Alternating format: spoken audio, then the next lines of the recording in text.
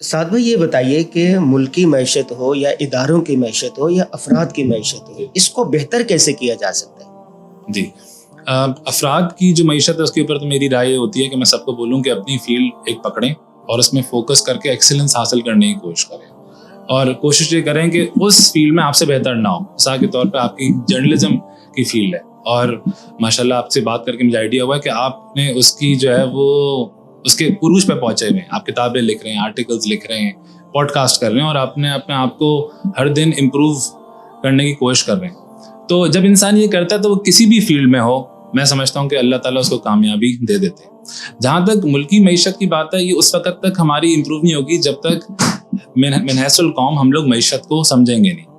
ہم سب کو یہ پتہ ہونا چاہیے کہ ہماری ملک کی انکم کتنی ہے، یعنی ایکسپورٹس کتنی ہیں، ہماری امپورٹس کیا ہیں، ہمارا خسارہ کیا ہے، ہماری اگر مہنگائی ہو رہی ہے یہ کیوں ہو رہی ہے۔ بہت ساری بیسک، اب مجھے بچہ آ کے کل پوچھتا ہے جب اس کو پتہ ہے کہ میں جو ہے معیشت میں میرا انٹرسٹ ہے، بولتا ہے کہ اچھا ہم لوگ جو ہے وہ نوٹ چھاپ کے اپنے قرضے جو ہے وہ ادا اتار کیوں نہیں دیتے؟ تو میں نے کہا یہ بہت اچھا سوال ہے۔ یہ فرسٹ ہر آدمی گھر میں ایک مشین رکھ لے نوٹ چھاپنے والی۔ تو میں نے کہا کہ دیکھیں، ایک تو یہ کہ ہم مذاق اڑائیں، لیکن ایک یہ کہ ہم لوگ، میں نے کہا دیکھو یہ فرسٹ اسٹیپ ہے یہ سمجھنے کے لیے کہ معیشت چل کس طرح رہی ہے، یہ ہماری امپورٹس کس طرح ہو رہی ہیں، اگر مہنگائی ہو ری ہے تو وہ کیوں ہو رہی ہے۔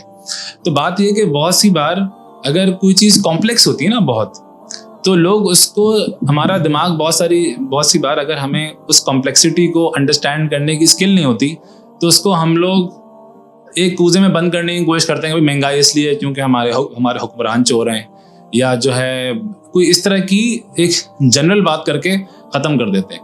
حالانکہ خاص طور پہ جو ملک کا ایک انٹلیکچوئل طبقہ ہے جس نے گریجویٹ کیا ہوا ہے، اس کو یہ پتہ ہونا چاہیے کہ ہماری اس وقت جو مہنگائی ہے یا جو ہمارے ملک کے مسائل ہیں وہ کیوں ہیں، اور اس وقت سب سے بڑا اس ملک کا جو مسئلہ ہے وہ ہے معیشت ہے۔ میں سمجھتا ہوں کہ ایٹم بم بنانے کے بعد ہمارا سیکیورٹی کا مسئلہ آلموسٹ ختم ہو چکا ہے انڈیا کے ساتھ، اس کا جنگ کا چانس نہیں ہے، لیکن اگر معیشت اتنی ہماری نازک صورتحال پہ رہی تو یہ ہمارے دین کے لیے بھی مسئلہ ہے۔ دیکھیں نا، حدیث پاک میں نا کاد الفقر ان یکون کفرن، فقر و فاقہ انسان کو کفر تک لے جاتی ہے۔